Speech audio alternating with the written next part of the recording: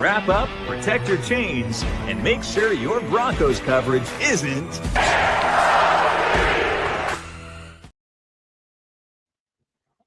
Holy new intro! Quick and to the point. Very quick and to the point. As Kelly, and you'll see when the show ends, it's another quick and to the point. Because this season, we're not playing around. Hello, listeners. Welcome you back to the In-COM-PLETE podcast, where your coast-to-coast host provides you with news, coverage, and opinions of all things Denver Broncos, plus anything else that comes to our minds. I am Ty, and I'm joined by my wonderful co-host and best friend, Kelly. We made it. Season 8 is finally here. Season 7 was exciting as we got to see the Denver Broncos make it all the way to the AFC Championship game. Yes. Fans' minds do wonder, though, how far this team can go this season. It won't be easy, but if any team can do it, it's this team right here. Well, we hope. Yes, we hope. We do hope. So we haven't really seen each other like face to face really since May. So how have things been for you?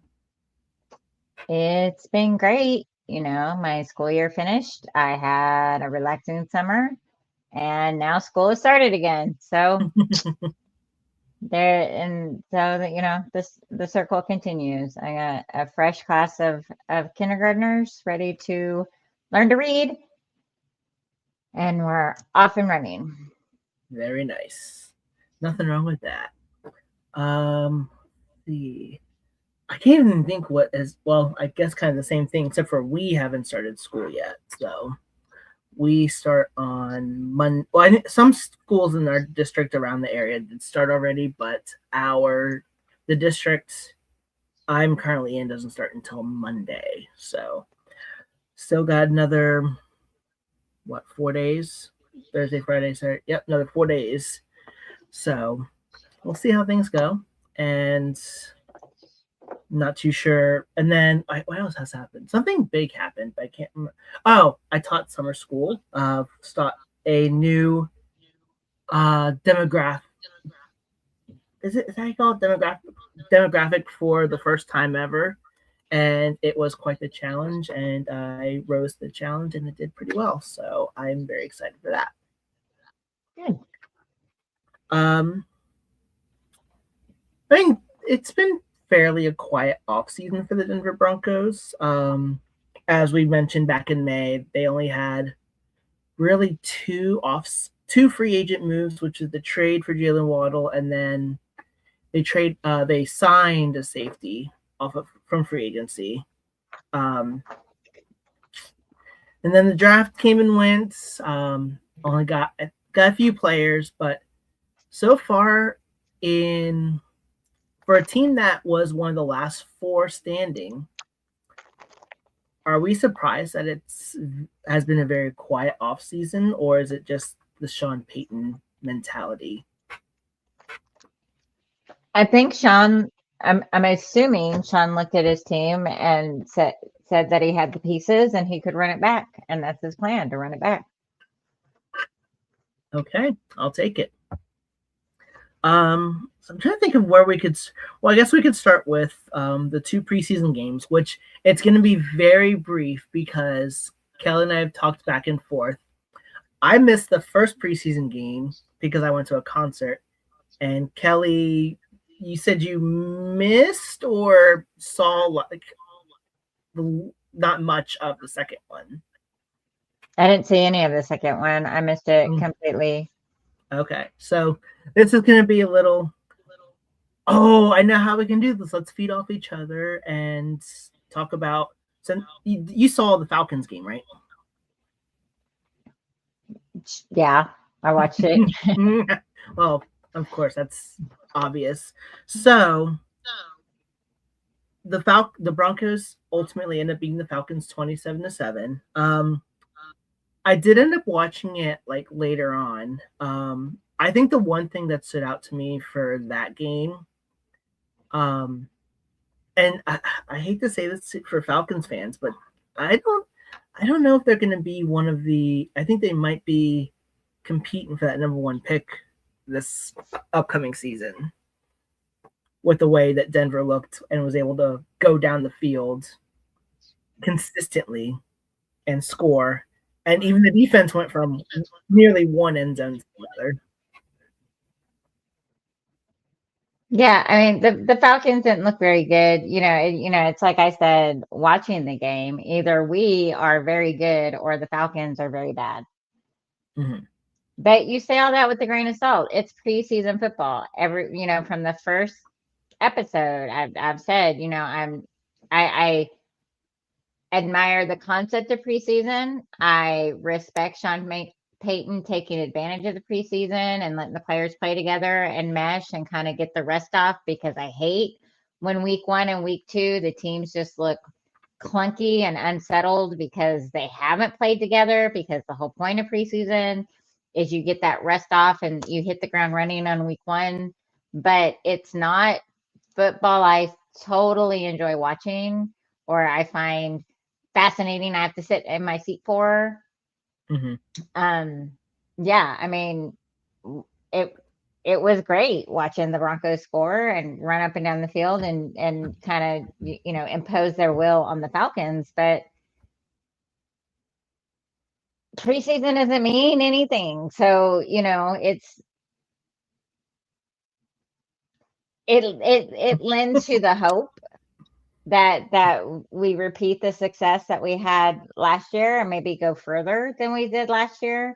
I mean, last year would have been Bo's sophomore slump. We're kind of past that. Mm-hmm. He looked good, coming off the injury. But, until the season starts, you don't know. True.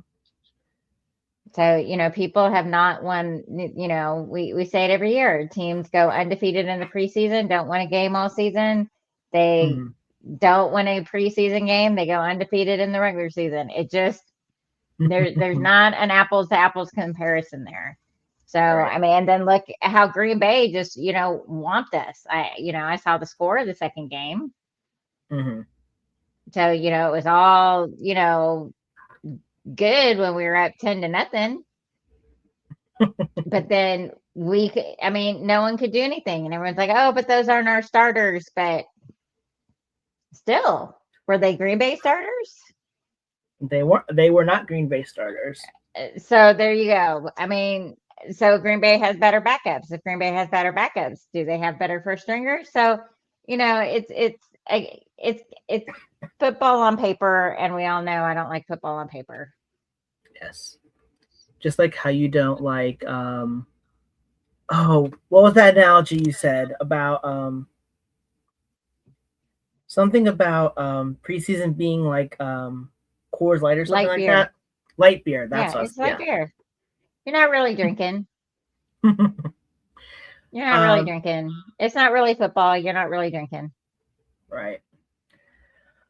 I will say, given what I saw with the Packers game, is that if we get injuries to some of our key starters, we might be in a little bit of trouble, as you've mentioned with the whole depth thing. And it's interesting because as I was doing my research today, I had no idea that there was a competition for the backup quarterback position between Jarrett Stidham and Sam Ehlinger.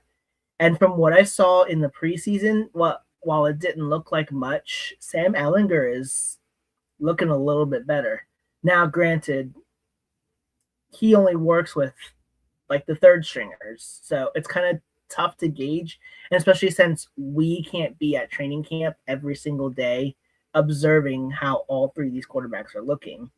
But it's going to be really interesting, especially with the game that Jarrett Stidham had against the Packers. If Sam Ehlinger wins that job, that speaks volumes as far as what's going on with Jarrett Stidham and how he's able to operate this offense under new play caller Davis Webb? I would think it was just a competition in the sense that Stidham didn't really rise to the occasion in the AFC Championship game. Mm-hmm.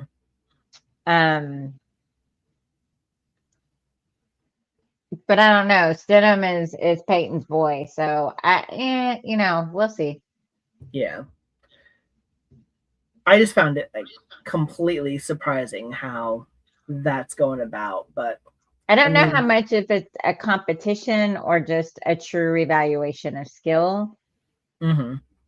Because of all the rules about two quarterbacks and what the third quarterback can do and when he can travel and when he's eligible and stuff like that. Right. And I think that ties into how the Broncos are planning to construct their roster in a sense, because while Stidham was talking about competitions and roster spots and all that, he thinks that, like, a reporter asked him, like, are you going to carry 2 quarterbacks? Are you going to carry 3 quarterbacks? And he's like, I'm not sure, but that's probably a conversation we're going to end up having depending on how this roster shapes up to be. So I'm really thinking that this game against the Minnesota Vikings is going to tell us a lot, not only in other aspects of the team, but who's going to be backing up Bo Nix. And if something were to happen like the AFC Championship game, like you mentioned, can this backup quarterback step up to the occasion? Which, given how most look back at the AFC Championship game, we lost by 3 points, but I really think that had mostly to do with the weather. But so a lot of people are also, well, not a lot of people, I shouldn't say a lot of people. A lot are also saying that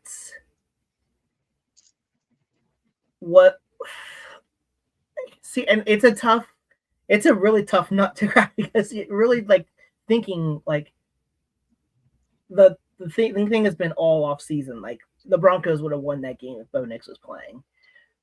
The fact that Jarrett Stidham was there and they only lost by 3, kind of, I felt should have given Stidham that, like, motivation. Like, okay, like, I'm capable of bringing this team 1 or 2 plays from competing for the Super Bowl. And just seeing how he had a really good game against the Falcons and then it just plummet down against the Packers. I don't know if I want to shape that up to it just being a bad game against Green Bay being better prepared, or maybe there is something there. And I'm going to be curious to see if Sam Ehlinger takes advantage of it for this final preseason game. Sorry, I rambled too much there. Just my thoughts there.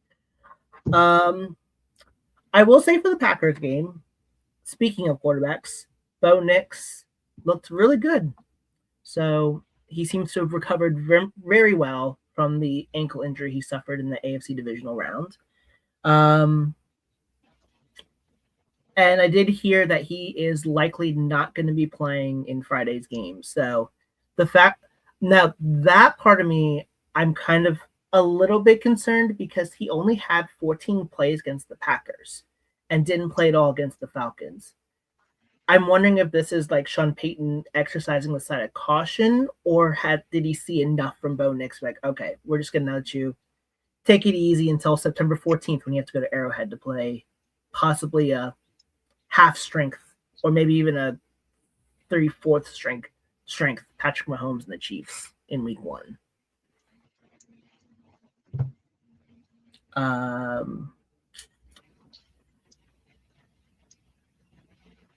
don't know, when you were watching the Falcons game, and I was trying to gauge gain a sense of how Davis Webb's play calling was. Is this going to be something that we're going to enjoy?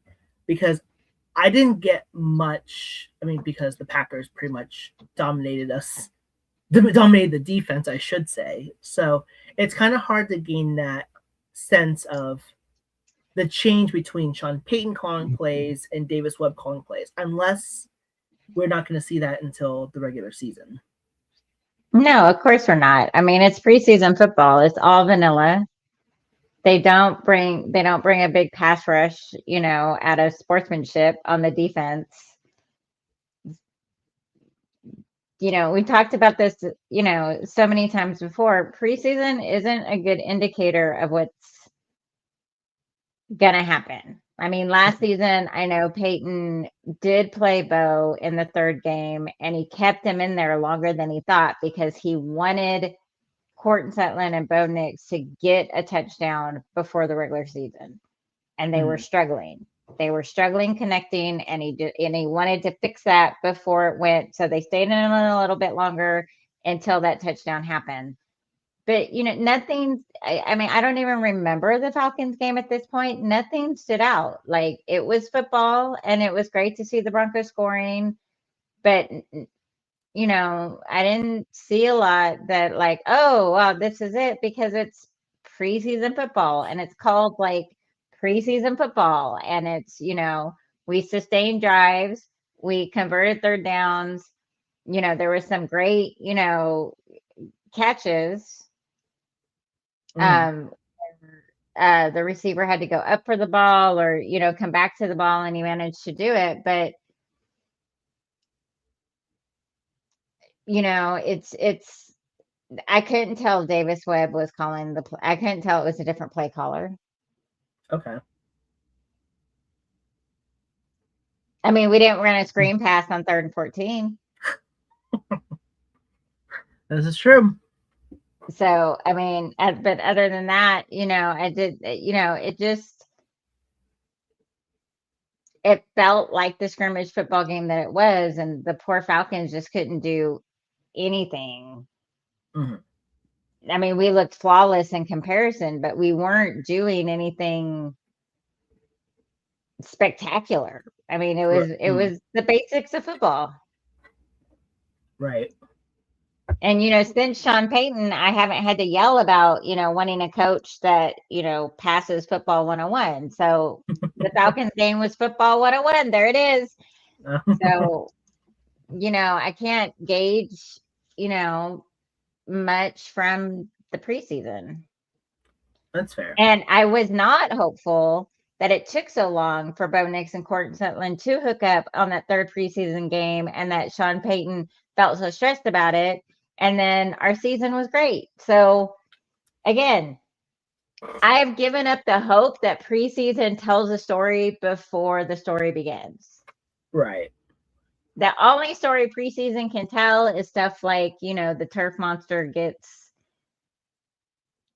someone before the season starts, or there's some freak injury, or something like that. Right. But it's years ago, I've just honed into preseason doesn't really tell you the story. Yeah. The story has to start, and it starts week 1. Alrighty. All right. Writing that down, planning it in my head for next season when we do season 9. I know normally we pick a darling, or like a player that not a lot of people are talking about, or someone that we're excited about that just joined the team, or anything among that. So I would like to start that off by saying that I really hope that Red Murdoch makes this team, because this guy is a force. He's a tackling / forced fumbling machine. And with the way Denver wasn't turning the ball over a lot last year, I think they were definitely like in the 20s when it came to forcing turnovers. And so if we can get Red Murdoch onto this team, and he's able to smack the ball out of the running back's hands and force fumbles, and we can get more possessions instead of the ones that we had, instead of us being down 26-8 fighting for our chance to win the game, we actually can force fumbles to stop opposing offenses from scoring, and we can go get some scores on our own. So I would say keep an eye out for Red Murdoch, because he's looking really good. So I'm not sure if you have one, but he would be mine. No, I would like Coleman to do well.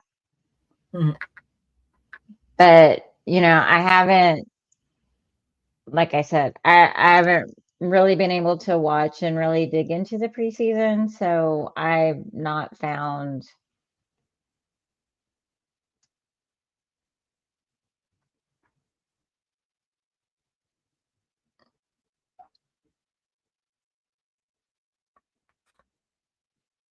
a diamond in the rough. Diamond Rock. Okay. I was like, I feel like something. I was trying to think of what you're trying to say, but then it like finally clicked. Well, you're frozen, so I couldn't tell if you could hear me Oh, or not. But I could we're hear still you. talking, but you're frozen. Your picture's just frozen. Oh boy. Oh, I just noticed your picture's frozen too. Oh boy. Oh, yay. Mhm. Oh, yeah, it is. Okay. Oh, this is a fun start to the season. To season 8. Um. Yeah. Oh, should we name this the Gary Kubiak or the Brandon McManus season?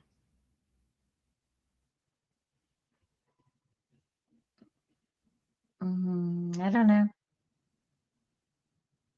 McManus is more relevant, but you know,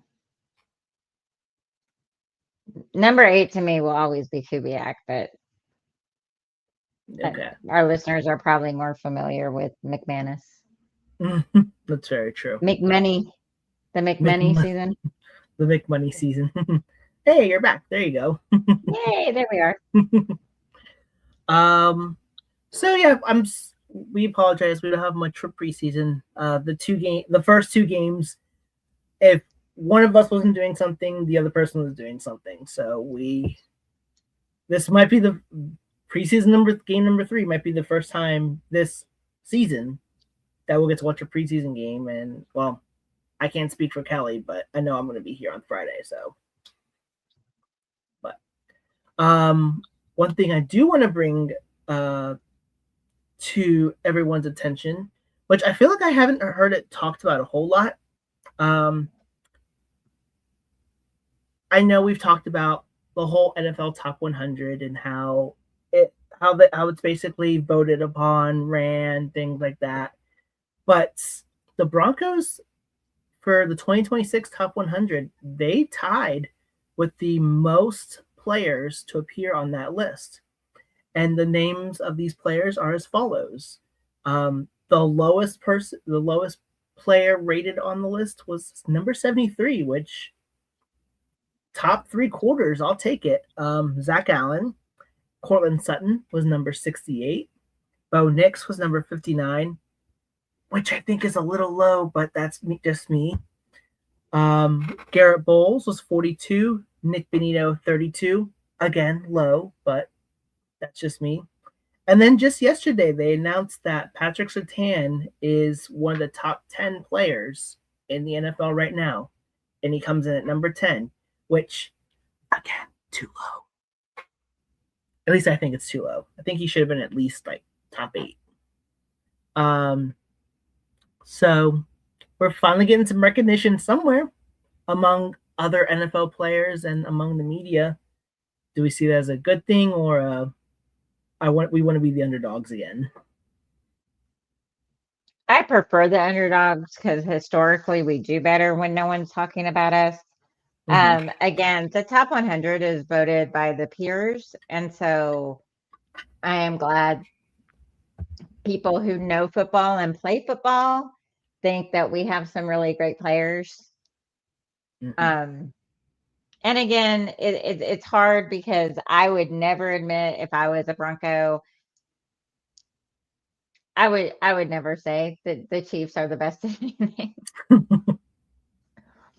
I mean, it's just like when I vote for, the All-Star, the Hall of Fame, the Pro Bowl, it's just a straight ticket of Broncos.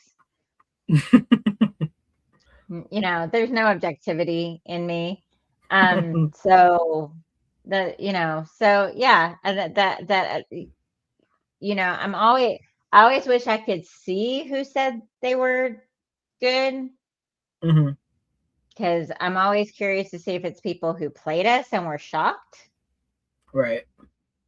Or if it's just all the other Broncos going, oh, it's Bo Nix. It's Bo. But I don't think they're going to release the ballot. So yeah. But no, it's fine that the others are other football players, because the top 100 are the people in the league, the people playing in the league, the other football players. So it's great that they recognize it and that they can say it. Yes. I kind of like the. Well, let's see. Is it even? Yeah, it's an even mix. So it's. Whoa. Sorry, I gotta. I'm still not used to this new computer, so you're gonna have to mind me for a second. That was really loud, and I'm sorry. I like the fact that it's a little bit of an even balance. We have 3 defensive players and 3 offensive players that made this list. I still like. I feel like Patrick Surtain had a better. I think my only gripe would be is with Patrick Surtain because I don't think the other the top 7 haven't been released yet. At least according to my knowledge, hasn't been released yet. But Patrick Surtain during the 2025 top 100 was number 10, and this was after he had won Defensive Player of the Year. I felt like he elevated his game a little bit more after winning that award, and yet the players still put him at number 10, still keep him at number 10. I really want to. I think I'm not going to really be satisfied until I can see who the 9 players ahead of him are before I can make a complete complaint. But I really just see Surtain as like at least a top 8 player. And then Bo Nix, I can kind of get being 59, but I think one of my bigger gripes is as I was looking at this list, Drake May was I think somewhere in the top 20. I would like to know what in I guess not what in what universe, but in just how do we look at Drake May's game and see, oh, he made, well, I think these votes are made before the playoffs, correct? I don't know when they ask the players, but I've looked this up before and explained it to you before. Mhm. They asked the 1,696 football players who play in the NFL to rank their best player. These are the votes they got. Gotcha. So I don't know that defense. This is why I say I wish I could see who voted for who, because I don't think a defensive guy is talking about a quarterback. I don't think an offensive guy is talking about the kicker. Right. So it's just, I'm at this point, I'm positive it's a Google survey. Who, and I don't even know if they ask who is the best quarterback, who is the best cornerback, who is the best strong safety, who is the best running back.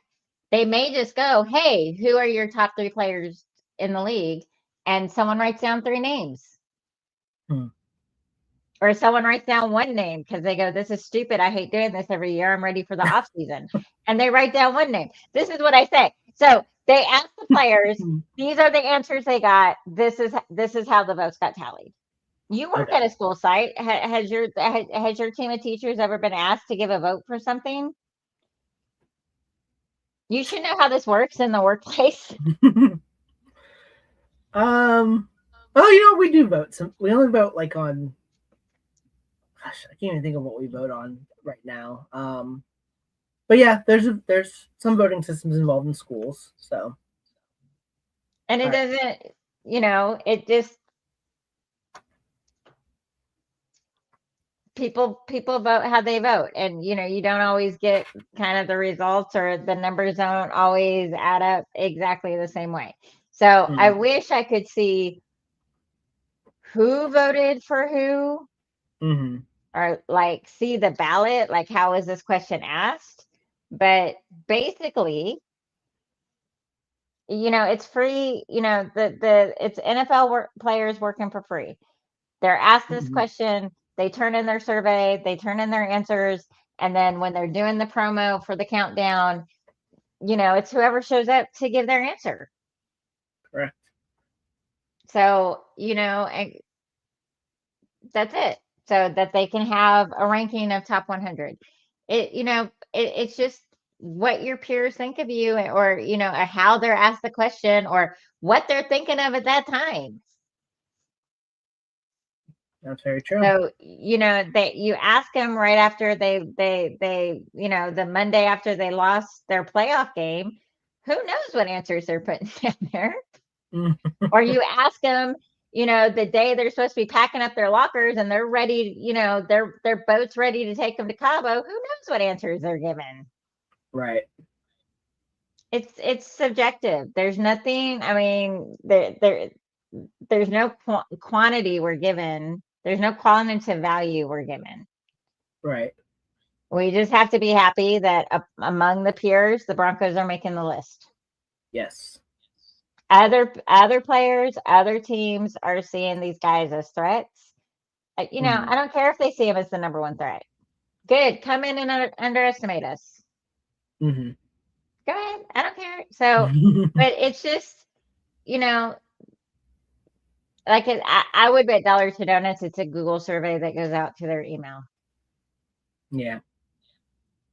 And then maybe invite some of them over to discuss why they voted for who. So now whoever will show up.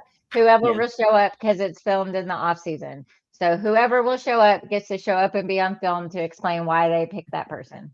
And that's why you see the same like 15 people during the countdown, because that's who showed up to I don't even know. It doesn't even say that they voted for that player. They're just speaking on what they think of that player.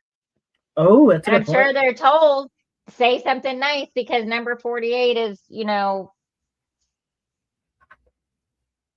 Smo. And so they got to think, oh, okay, wait, what do I know about him? Oh,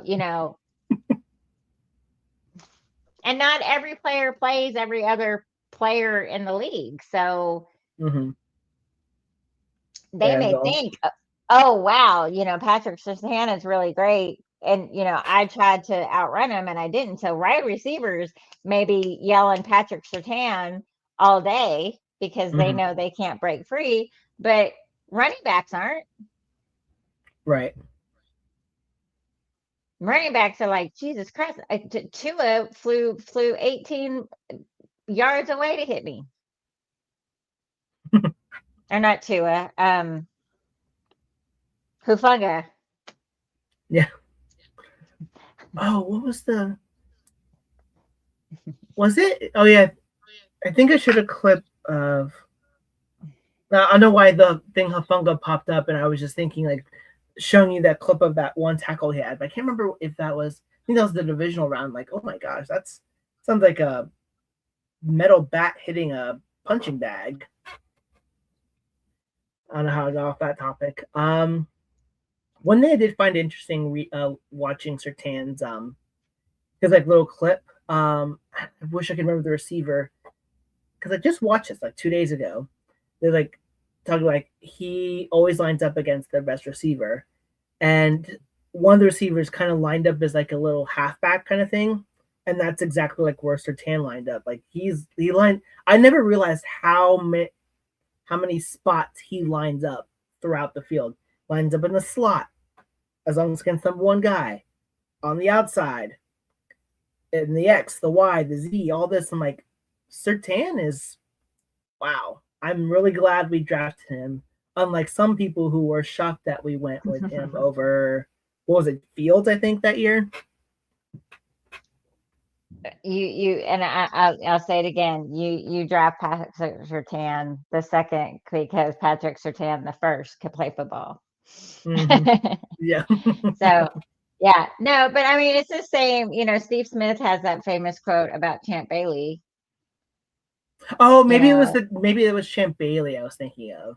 I line up here. There he is. They put me in as a running back one play, and he's lined up there. I dropped my keys in the parking lot. He picked them up for me, and where he says, 75% of the earth's covered by water, the other 25% is covered by Champ Bailey. So, we know Bailey has hung out with Surtain and mentored him. So, good corners, can line up in various places. I mean, it drove me crazy when we did it for Miller, but I mean, we try to drop Miller back into run coverage too sometimes. So, it's a defensive scheme. I mean, if everyone knows where your quarterback's going to be, you know what route to run. So yeah, I mean, but I'm very happy with Sertan, and I'm happy that I was happy when we drafted him, and that I stood 10 toes down for him because I was right. If that's so that's all. But yeah, but kickers aren't thinking of Sertan. right. So I think that's her tan comment when we drafted him. You're gonna take that to the grave. I'm glad at how right you were. I could not believe how upset people were. I thought that was insane that they were upset about that. I'm like, we kind of need a cornerback, so I'm not sure what you're complaining about. And we had just, well, not just, it'd been a couple years, but we won Super Bowl 50 off of a defense, and Von Miller, being drafted second. You draft defensive players too. Mm-hmm. I was just floored. I was floored at the pushback at Sertan. Some of our draft picks, I understand the kind of split and the debate on Twitter and the not this guy but this guy thing, but I didn't understand the Sertan thing. Yeah, I'll never understand the Sertan doubters. Neither will I, but I think there's still people out. Like, I think everyone's changed by. Hopefully, everyone's changed by now. I would think, but I feel like I do know some that are still complaining about it. Well, they gotta let it go. Yeah. It's done happened. I don't know what to tell you. You gotta let it go. Let it go. Let it go. Anyways, I was looking at this for me is gonna be much of a preview. I was gonna ask you, like, what are we expecting for this final preseason game? But as I was doing my notes today, I'm like, all I really am looking for is to stay healthy and be competitive. That's all I can really think about. Yeah, that's all. I mean, we just need no no freak injuries. Mm-hmm. And get that rust off, and that's really that's all preseason can give you. Mm-hmm.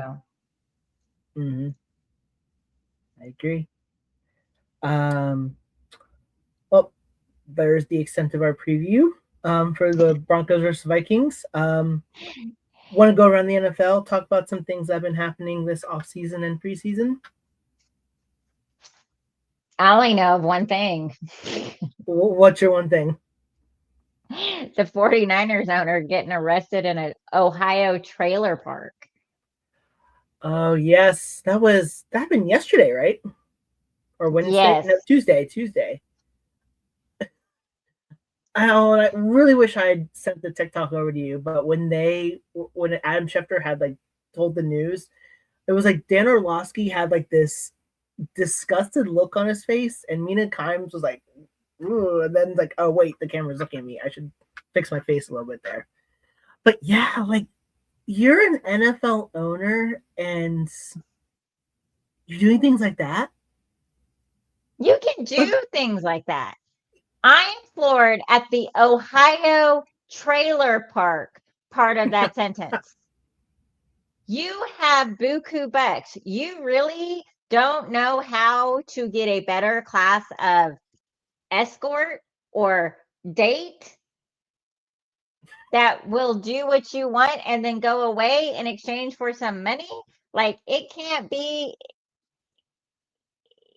in a Hilton, a massage parlor, something. You're in Ohio. You live in San Francisco.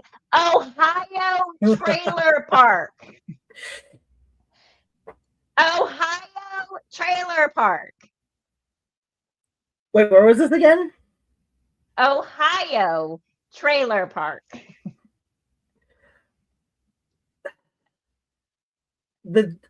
I would say Seriously. the trailer park about throws me off, but like as you said, I actually no. I think what really throws me off is that and I feel bad saying like who goes to Ohio for anything except for the Hall of Fame. If you're a Bengals fan, if you're a Browns fan, if you're a Cavaliers fan, if you're a Cleveland Indians fan, I feel like it when you think Ohio,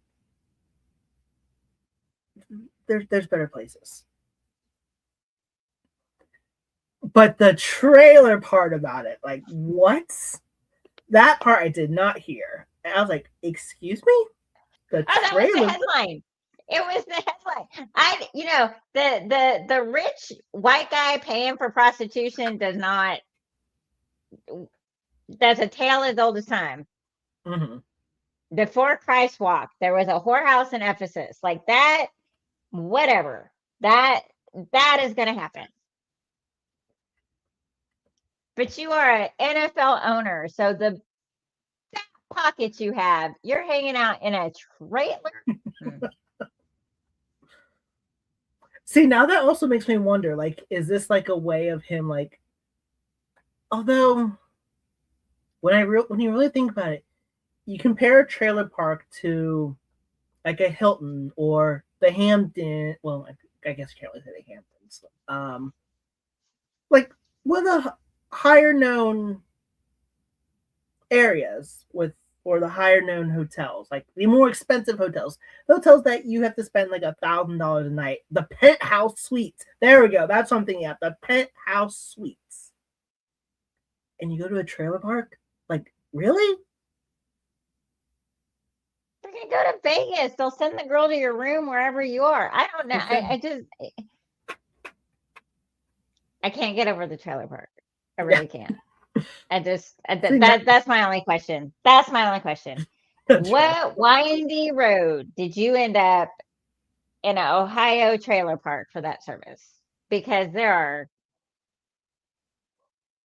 bedded, high quality, clean options for your pockets. And you know there's nothing but meth in that trailer park and starving dogs in that trailer park. Mm-hmm. Yep. So a little bit of update on that. This was an hour ago. Roger Goodell says the NFL is looking into whether he will be punished for violating the league's personal conduct policy. I don't know if he will. Kraft wasn't for a massage place, so you know. That I was just thinking about that. Yeah, like wow, I'm surprised he never got a. Well, it's the Patriots. You're surprised the Patriots didn't get a that's why I was like, that's the Patriots. That's right. I should know better. Well, that's one nugget information I did not know that I'm thinking, wow. Here's my little bit of around. Actually, I have quite a few, but the biggest one. Speaking of Ohio, guess who is starting for one of the Ohio teams that really should not be in the league in the first place? He who should not be named. He who should not be named. And he was named starter. I think it was a day or 2 days after he criticized the fans for booing him. I'm sorry, what have you done in the last 4 years on the field? Get suspended. Get suspended. Not get hurt. I don't think he's played a full season since maybe like the year before. Actually, I think it was before all that chaotic mess happened when he was in Houston. I think that was the last time he really played a full season. And I'm sorry. I don't know. Like, you all know me. I despise the Chiefs. I despise the Raiders. Not a big fan of New England. Despite living in Philadelphia, I'm not a big fan of the Eagles. And I'm pretty sure there are a couple other teams in there. But I say this with my full chest that Cleveland is an absolute joke of a franchise for making this decision. Because like you literally have something to say, so I'll wait it out. They're paying him whether he plays or not. You might as well see if you can get some return on that investment. They dug their own grave. They gave him all that guaranteed money. Mm-hmm. Then all the allegations came out. All the lawsuits happened. The investigation showed that, he had to be suspended for a while. So something happened, but he can't.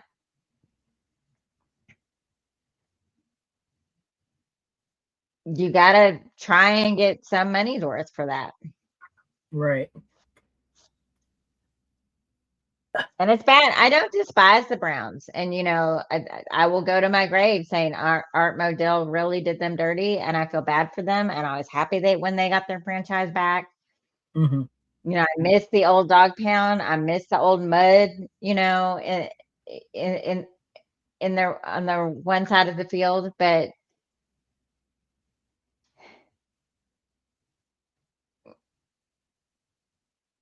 and this is what I mean. Football has never given so much guaranteed money because football can change on a dime. And, this is just one of those things where someone really took a gamble and it really did not pay off. Mm-hmm. But he is on their roster. He is a player. If he is healthy, they're paying him hundreds of millions of dollars. He's got to do something. Mm-hmm. It's true. I'm trying to think. Let me see. He was I'll look at his oh sorry. I won't mention on the thing. Because they were talking about his contract at one point. Yeah, well, so that's all there is to talk about him. Yeah. Oh, let's see. Sorry, I'm just taking a look at this real quick. So, they actually do have a void year after this year, but it would cost them 34. Oh, geez. Oh no, I'm sorry. The cap hit is almost 35 million. The dead cap is $86 million. So that's if they decide to let him go after this year.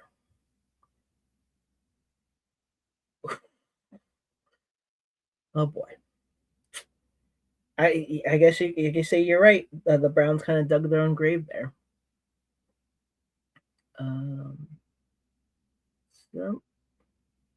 So actually, I'm looking at it now too. This year is the last year that his money is guaranteed.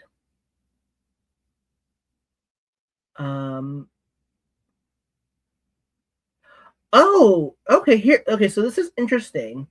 So there's a poison pill thing in his contract, where 200 million of his 2029 salary becomes fully guaranteed on the third league day of next year.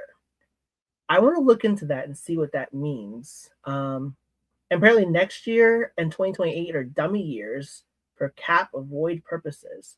Now, Kelly and I have mentioned this many times.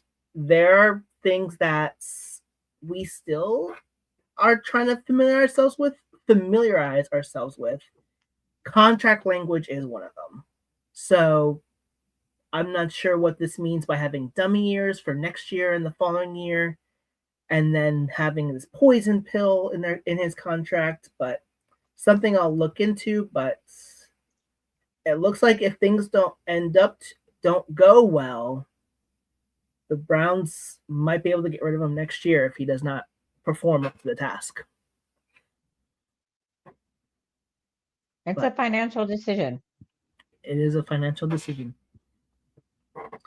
One that they are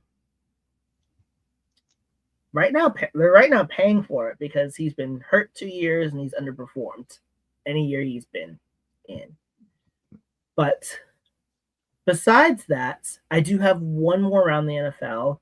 And I really want to get your take on this because I found this to be like I was like so confused about this. So there's speaking of Cleveland, all around the NFL has involved with around the NFL has stated around the whole state of Ohio.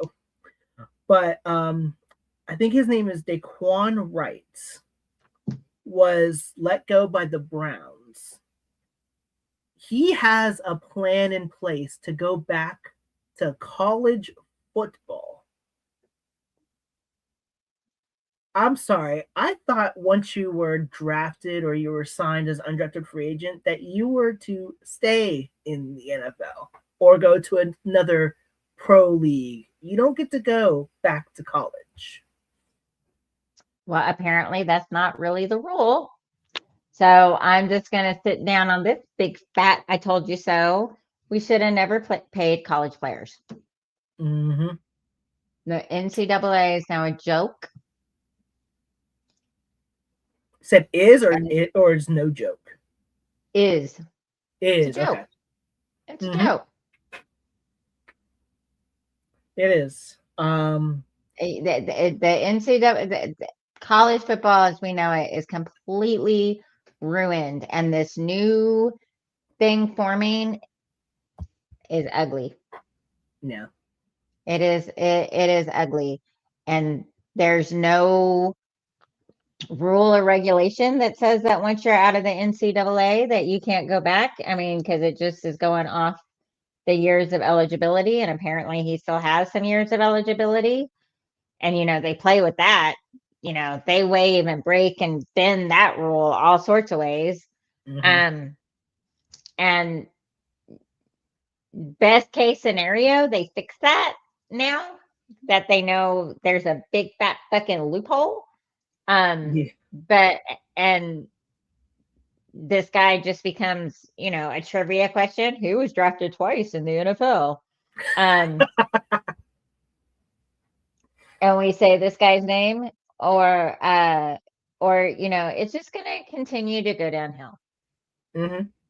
The free education that the students had available to them, that the student athletes had available, was their paycheck.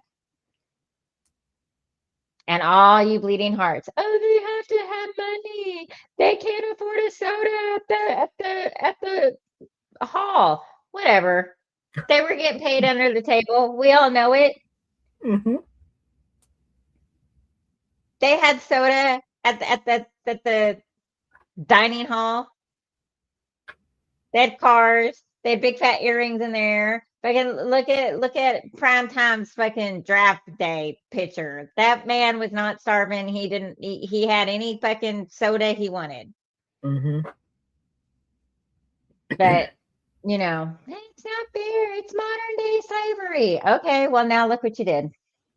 Yeah. I told you it would be a disaster. Now look what you got. Mm-hmm. She did say this. I will tell you, she did say this. This one I remember 100%. Her saying enjoy. That NIL was a bad idea, and look at what it's doing. Enjoy. Enjoy your college sports. Enjoy. Yep. I did hear that the SEC approved a rule to prevent him from going back to college football, but I now that I'm thinking about this, I can see a situation. The fact that it's ruined, that's kind of ruined. I could see like how some of these. I know there are those out there that play like the EA Sports, the College Football 27, the Madden 27. I can see a situation where because there's an option, I think, if you own both games and you have like a Road to Glory Dynasty player, and you can import him into the NFL once his thing's up. I could see a situation like, oh, we can import him right back into College 27, have him play a year. That's how bad it's gotten.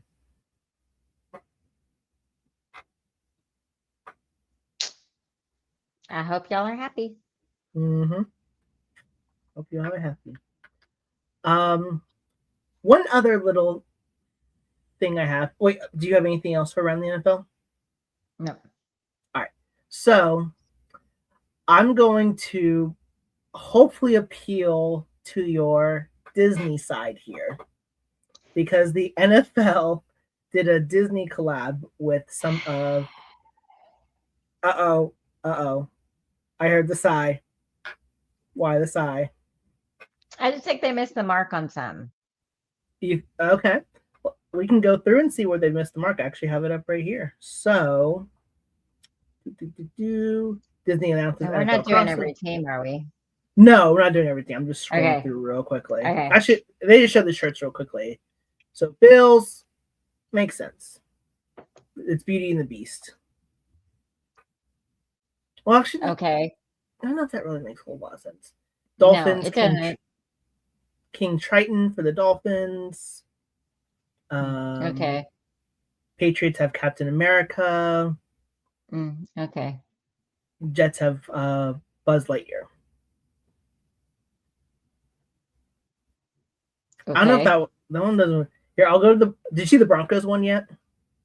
Yeah, we got Maximus from. I've not seen Tangled, so I don't get it. I mean, at least we got a horse. Yeah, that one we got the horse. Okay, now this one I thought was funny. Kansas City Chiefs, Big Bad Wolf.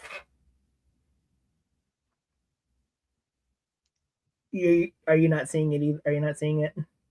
No. A lot of them I don't see. The Raiders, Darth Vader. Yeah, that one's been out for a while. Yeah. That one kind of makes sense. Yeah.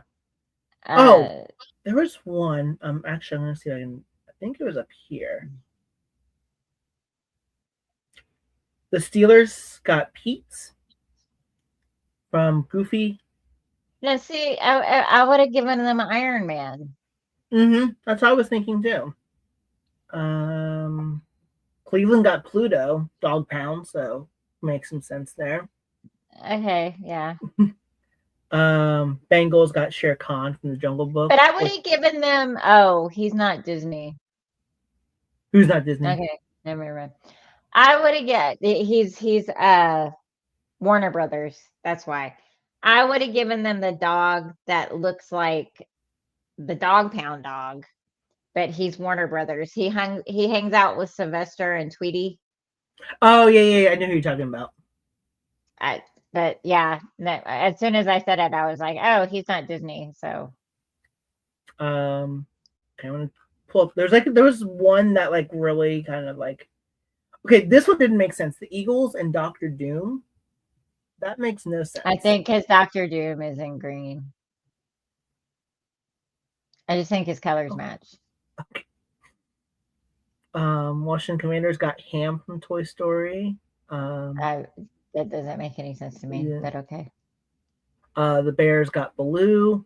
Makes sense. Lions got Simba. This one didn't make sense to me. Chewbacca for the Packers. I just am gonna go. The Chewbacca looks like he's from the cold. I've never seen Chewbacca's home. Mm-hmm. I've never seen the Wookiee homeland. Right. So, but you have to think with all that fur, and Lambeau, has the ice bowls and the freezing cold. So, okay. Yeah. Okay, I have to admit, for the Panthers, they gave him Bagheera. I didn't realize Bagheera was a panther. I thought he was what kind of animal was he? I can't remember. But now that I see the color, like, okay, that makes sense. But I can't quite remember what animal he was. I guess panther makes sense in a sense. Saints didn't make sense. Well, it's because the gator. Oh, Out with all their swampland and stuff. Okay, I see it now. I still think there was a better option though. I'm not sure. I can't. I haven't researched like what it would be, but I kind of get it because it's from the story that's set in New Orleans, and New Orleans have the swamps and the gators, but Mm-hmm. I don't know. I saw on TikTok someone 49ers fan was mad about this one. They got Stinky Pete from Toy Story. No, But it makes sense though. That one actually makes sense. That's the gold miner. Yeah. He's a 49er. Mm-hmm. And the NFL's Super Bowl defending champion Seahawks. Mine. Yeah, I mean, okay. That one makes sense. I mean, I'd be mad as a Seahawk fan because you'd think there was a better Disney bird out there. Yeah. They could have given him the bird Gilbert Gottfried did Gilbert Gottfried. in Atlanta in Aladdin. Oh, shoot.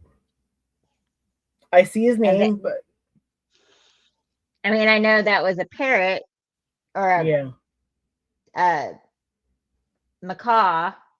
Yeah. But gosh, I can't remember his name. It'd be better than the my minds.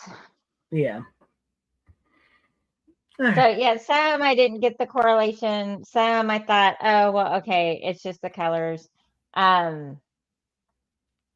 There's no Donald, so I thought I saw someone that had. Okay, I could have sworn I saw Donald somewhere, but I'll look later. So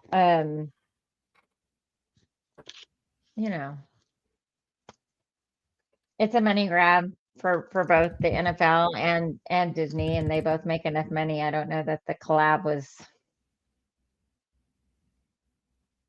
Yeah. I don't think it was worth the hype. Like, I mean, Right. I think the Raiders got the best one. Vader's kind of the pirate up in the sky, and he's got, he's the right colors, and that forever they were the bad boys of football, and Vader's the bad boy of Star Wars. So I get it. I just some of them I'm just like, what? Okay, so. The Steeler one, I can even see where that makes sense because that kind of looks like the first guy they had on their merchandise. They had a little character like that before they went to the element thing. Right. So, I can see that one, but that none of them really excited me or like, ooh, yay! So. I don't know if I'm just being grinchy or, I'm just like, oh my God, Disney and the NFL make enough money. We didn't need a collab that. I'm just happy they gave the Broncos a horse. Yeah. I was terrified we wouldn't even get a horse. Or we'd get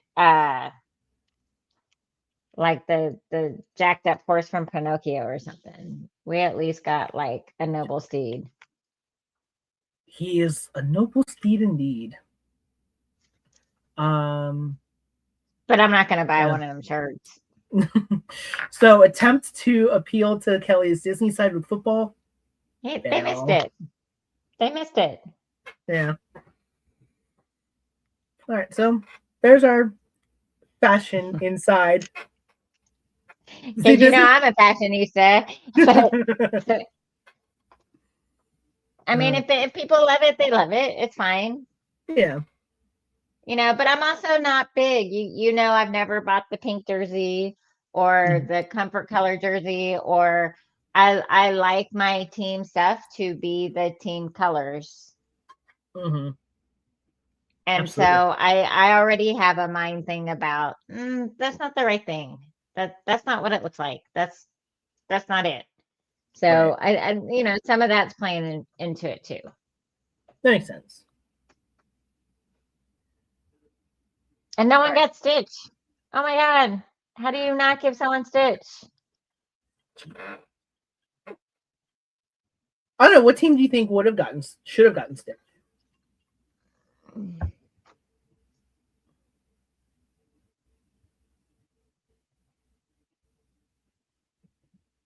I don't know. Let's see. Yeah, I gotta think. Color scheme. Well, no one's at color scheme but the Vikings. Then Vikings Mm. getting, but see, like Vikings getting Thor, I get. Yeah, Like, I feel like that's a no-brainer. right.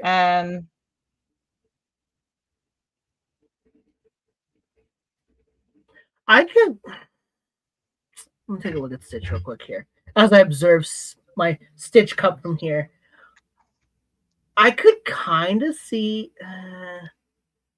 maybe swap out Maleficent from the Ravens and give the Ravens Stitch, because the Ravens have purple in them, and Stitch is kind of like a light blue, not purplish per se, but a lot of his stuff like feel like color coordinates with purple.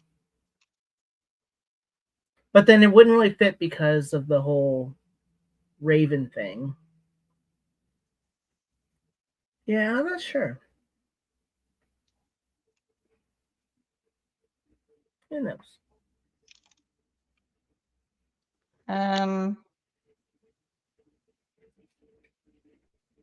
Excuse me.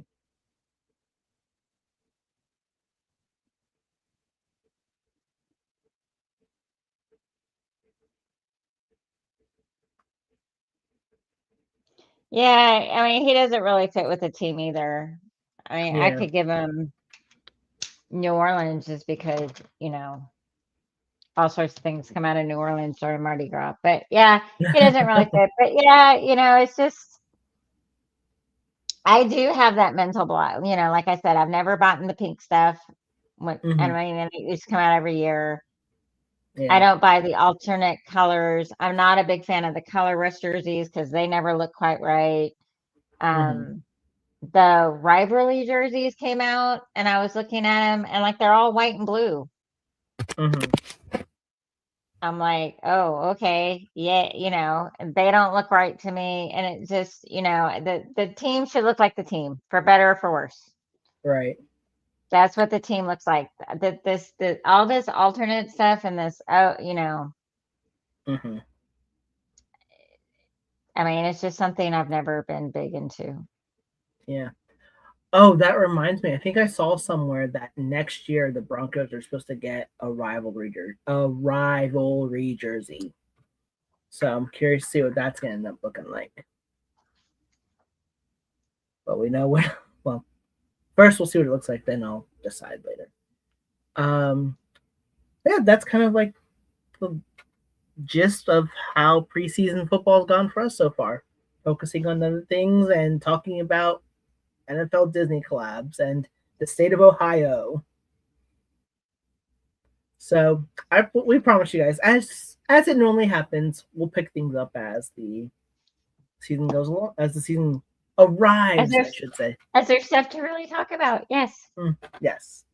As there's stuff to talk about. I think that's all I've got. I only have like 2 pages of notes really, so yay, I showed up with preseason. none, if you couldn't tell. None. I'm probably not doing that right. None. There we go. All right. Well, we got an hour in, so hey us. Okay, so now we can go. Yeah, now we can go. Sorry, your hour is up. Okay. As always, you can follow me on Twitter at I Love Talib. Find me at TieFlyGuy15. You can find us at the same time. In_com_plete_2. That's on Twitter and Instagram. Mm-hmm. All those DMs are open on social media. Go on, slide right through. We will take song requests. We didn't get a lot of those last year. Song requests, challenge flags. I love me a challenge flag.